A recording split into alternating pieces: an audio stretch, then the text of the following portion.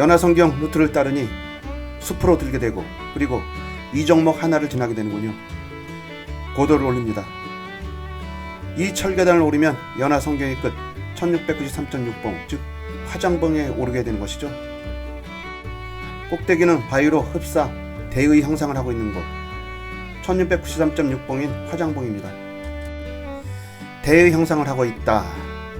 이 지리산에는 최소한 10대가 있는데 여기서는 시간이 좀 그러니 뒤에 만복대에 가서 자세하게 알아보기로 하죠. 어쨌든 이런 조망터에 올라오면 그렇죠? 뒤를 돌아봐야죠. 복습도 되고 그리고 금방 내가 온 곳을 찾아보고 머릿속에 입력하고 그래야 산을 좀 익히게 되는 거 아니겠습니까? 산줄기도 보게 되는 것이고. 자, 그러면 그 방식대로 바로 앞바위 봉이 연화봉, 그 우측 뒤가 천왕봉이며 바로 또 우측에 바위봉 서너 개가 보이는 곳이 바로 일출봉이죠. 우측으로 일출봉 능선이 거림을 향해 급격하게 떨어지죠. 저 일출봉이 잿간에는 아주 길게 그리고 멀리 갈 것 같은데 하지만 녀석의 끝은 겨우 거림까지입니다. 왜 그렇죠? 그렇죠. 바로 내대천 때문입니다. 저 능선은 제 아무리 길게 가고 싶어도 내대천 때문에 더 갈 데가 없다는 얘기죠. 그리고 저 일출봉 능선의 역할은 그렇죠. 칼바위골과 도장골을 가르죠.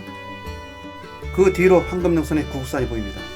중봉역 써리봉에서 시작되는 저 황금능선의 끝이 바로 저 구곡산이고 그 구곡산에서 덕산 쪽으로 하산을 하게 되면 그 유명한 남명 조슈 선생의 덕천소원이 있죠.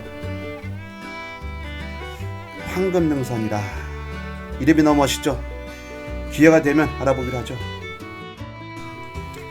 연화봉 우측으로 천왕봉은 머리 부분만 살짝 보이는군요.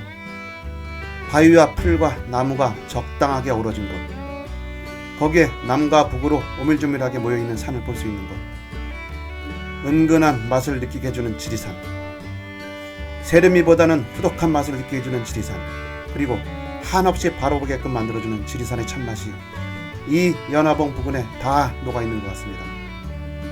이 극하고 은근한 이름을 가진 연화봉 그리고 연화선경, 1955년 연화반 산악회가 이곳을 지나면서 붙여준 이름입니다.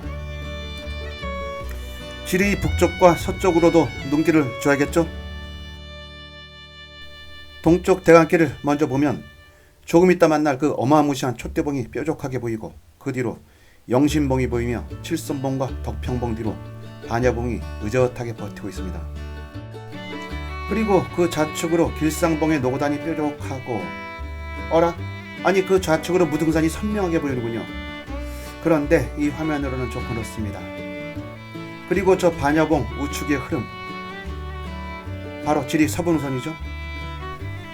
만복대가 먼저 보이면서 서시짐의 갈림봉을 지나 정령치 그리고 고리봉을 지나면서 세골산을 오르고 그러면서 발해봉과 덕도산도 확실하게 보이죠. 앞줄 오곡능선 뒤로 지리 북부능선의 흐름도 함께 임기났겠죠.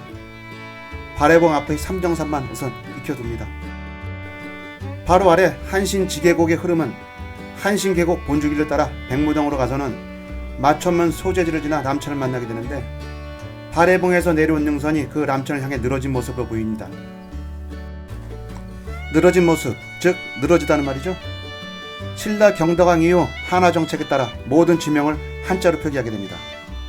그러다 보니 저 동네의 지명이 늘어진 마을, 즉 늘어지다를 굳이 한자로 표기되었고 그러다 보니 누루, 즉 노루를 연상하게 됐고 그래서 노루 장자를 써서 장항, 즉 노루목이 된 것입니다. 실제로는 그 노루와는 전혀 상관없는 이름이었단 얘기죠. 반야봉을 지나면서 또 나올 것입니다. 어쨌든 장항마을 좌측으로는 지리 서부능선이 이어지니 덕도산과 발해봉을 함께 읽을 수 있죠. 그러면 그 우측의 능선은 투고봉에 이르러 임천지맥에 합류가 됩니다. 임천지맥 우측을 따라가 보면 삼봉산과 오도제를 넘어 법화산으로 이어지죠. 저 삼봉산 뒤 좌측으로는 금남 호남 정맥의 장안산이, 우측으로는 대간길의 백운산이 보이고 그 백운산 우측으로는 개간산이 보이면서 그 뒤쪽으로는 또 덕유산도 보이죠. 저 덕유산의 남덕유를 서상 사람들은 봉황이 날개를 편 모습에 하여 보황산이라고 부르는데 남덕이라는 그 자기적인 이름보다는 그 그 동네 사람들이 불러주는 이름인 봉황산이로 불러준 게 맞을 것 같습니다. 그리고 삼봉산 아래 백운봉과 창암산이 이쪽으로 달려오고 그 가운데 보이는 마을이 함양군 마천면입니다. 마천면 갈라진 곳으로 흐르는 물은 길상봉, 즉 노고단에서 달군 계곡을 따라 흘러내린 만수천이 운봉을 지나면서 남천이 되어 흐르다 저 마천 부근에서 임천이 되는 것이죠. 이렇듯 물줄기도 지류를 합수하면서 강이 될 때까지 그 이름도 여러 차례 바뀌게 됨을 알 수 있는 것이죠.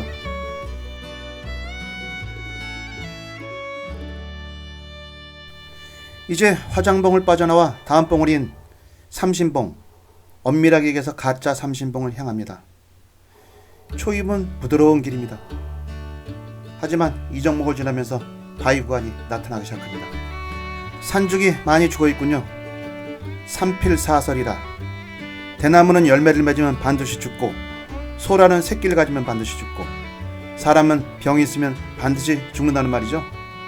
그러니 이곳에서는 이른바 자연천이가 진행하고 있다는 얘기로군요. 자연천이란 같은 장소에서 시간 흐름에 따라 진행되는 식물 군집의 변화를 말하는 것이죠. 돌계단을 몇 개 오르내리면 바로 저 멋진 바위봉이 보입니다. 이른바 가짜 삼신봉입니다. 이 삼신봉은 바위봉이라 정상은 오르지 못하니 우회를 하여야 합니다. 이 백두대간의 삼신봉이 가는 의의에 대해서는 이미 얘기했죠. 첫째, 지리산을 지나는 백두대간상에 있는 이 삼신봉은 가짜다. 곧 낙남정맥의 삼신봉이 진짜란 얘기죠. 둘째, 이 봉우리가 하는 역할은 촛대봉의 전이봉이라는 지위에 불과하다. 셋째, 이 봉우리는 바위봉이라 정상은 오를 수 없다. 넷째, 국토지리정보원 지도에 높이가 표기되어 있지 않은 거로 정확한 높이를 알 수가 없다. 이 정도만 인식하면 될 것입니다. 이 삼신봉 루트는 봉우리를 우측으로 우회하여야 하는 거로 이렇게 지리 서쪽과 북쪽만 조망이 가능합니다. 지리 서북쪽 방향은 아까 화장봉에서 자세하게 봤죠? 여기서는 살짝 뛰어넘습니다. 다만 봉우리나 조망 태우려면 어떻게 합니까? 그렇죠. 뒤를 돌아봐야 되죠. 조금 전 지나온 화장봉을 필두로 연화봉, 제석봉, 그리고 천왕봉이 사선으로 긋듯이 도열해 있습니다. 대단한 지리산입니다. 이걸 보기 위해서 온 거죠. 철계단을 내려가 이제 다음 봉우리인 촛대봉으로 향합니다. 촛대봉 가는 길은 온통 바위뿐입니다. 숲에 가려져 조망이 별로 없다가 큰 바위 하나가 보이더니 거기서 조망이 터지는군요. 내대천 계곡은 그 선이 명백하고 낙남정맥이 보이면서 삼신봉이 더 뚜렷해졌습니다.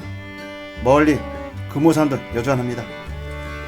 그 삼신봉에서 우측으로 가지를 치는 횡천지맥의 흐름도 보이고 그 뒤로 멀리 호남정맥의 백운산과 도솔봉 그리고 그 좌측의 수호지맥의 억불봉이 아까보다 확실해졌습니다. 좌측으로는 중산림 마을도 보이고 중앙으로는 내대천이 흐르는 내대리 마을도 보이면서 고운동 댐의 하부 저수지도 눈에 들어옵니다.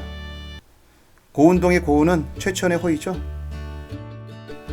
지리산 하면 떠올려야 하는 인물 두 사람, 바로 지리산 신선유가 됐던 고운 최천이 그중 한 사람이고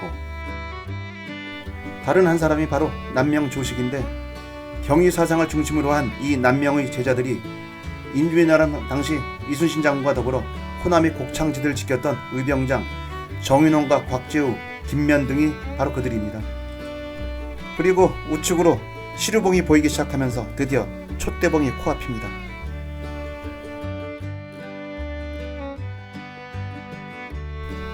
저 촛대봉은 생김새만큼이나 여러 개의 이름을 가졌었습니다. 조금 이따 좀 바쁠 것이니까 촛대봉 이름에 관해서 얘기 좀 해볼까요? 지리산 어디서 보아도 바로 눈에 들어오는 봉, 바로 이 촛대봉이죠. 마천이나 거림에서 올라오는 사람들은 영신봉보다는 이 촛대봉을 중시하여 이를 시루봉이라 부르면서 또 제1봉으로도 불렀는데 이는 제석봉을 제2봉인 중봉으로 불렀기 때문이죠. 김종직과 하다롱은 이 촛대봉을 중봉이라고도 부른다고 했는데 특히 김종직은 증봉이라고 불렀으며 남용원은 개족봉, 송병선은 촉봉, 그 외 시루봉, 수리봉, 취봉 등 여러가지 이름들인데 유목민의 경우 사자봉으로 불렀죠. 사자 한 마리 안 사는 우리나라에 웬 사자봉? 이런 의문이 생기죠. 이는 역시 불교 지명설과 관계 있습니다.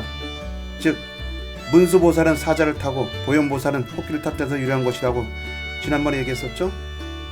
사지름이 하도 많으니 좀 정리를 해볼까요? 지명 유래입니다. 이 중 개족봉에 대해서는 좀 복잡하니까 뒤에 영신봉에 가서 따로 얘기하기로 하죠. 촉봉이나 촛대봉은 생김새로 붙인 이름이니까 문제가 별로 없을 것입니다. 그리고 나머지 시루봉, 수리봉, 취봉, 증봉 등은 앞으로도 자주 나올 이름이니 여기서 짚고 넘어가기로 하죠. 수리봉, 시루봉 이런 말들의 원형은 바로 고구려 말 수리입니다. 높다는 말이죠. 신라 경동왕 이후 많은 지명을 한자로 쓰다 보니 이 수리를 수리치나 매응자로 써서 취봉과 응봉 그리고 매봉, 응봉산, 매봉산이 만들어졌습니다. 지역에 따라 수리가 시루로 발음이 되다 보니 수많은 시루봉도 만들어졌죠. 그러다 이를 한자로 표기하다 보니 증봉, 증취봉도 됐고 또 서리봉, 설해봉은 이를 된발음으로 하다 보니 썰이봉이 됐는데 이 썰이봉이 고개로 가면 갑자기 쌀이제가 되어 쌀이나무가 없는 고개임에도 불구하고 쌀이나무가 많은 고개같이 되어버렸죠. 또 수리를 수레로 발음하다 보니 이를 한자로 써 수레거가 되었다가 거를 차로 발음하여 지금의 차령으로도 불리지만 이것의 원형도 엄연히 수리입니다. 그러나 무엇보다 더 심하게 변형이 된 설악산의 경우 신증 동국 여지 승람에도 눈이 많이 오는 산이라고 하여 그 어원을 설명했지만 사실 이 설악산의 원형도 다 이 수리에서 온 말이라는 게 국어학자들의 연구 결과입니다. 지금 우리가 쓰고 있는 말 중 사람 머리 중 제일 위에 있는 정수리라든가 독수리, 수린날이 다 그 쓰임새의 잔재인 것입니다. 촛대봉으로 오르는 돌계단을 따르다 잠시 숨을 고르며 뒤를 돌아 천왕봉을 봅니다. 천왕봉이 점점 더 멀어지는군요. 가파른 계단을 오르면서 힘들다는 생각보다는 촛대봉에 대한 기대로 발걸음은 의외로 가볍습니다. 촛대봉 이정목이 나오면서 그러고는 드디어 촛대봉 고개로 오릅니다. 촛대봉 고개에 오르면 제일 먼저 보이는 게 반야봉과 영신봉이죠. 너무 중요한 봉우리들이니까 나중에 해당되는 곳에서 자세히 살펴볼 겁니다.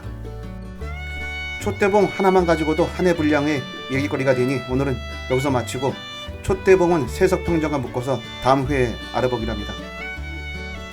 다음 구간에서는 촛대봉 아래에 있는 세석연못과 촛대봉의 고적들 그리고 세석평전과 한신바위 그리고 운정바위 등에 얽힌 얘기들을 풀어보죠. 수고 많으셨습니다.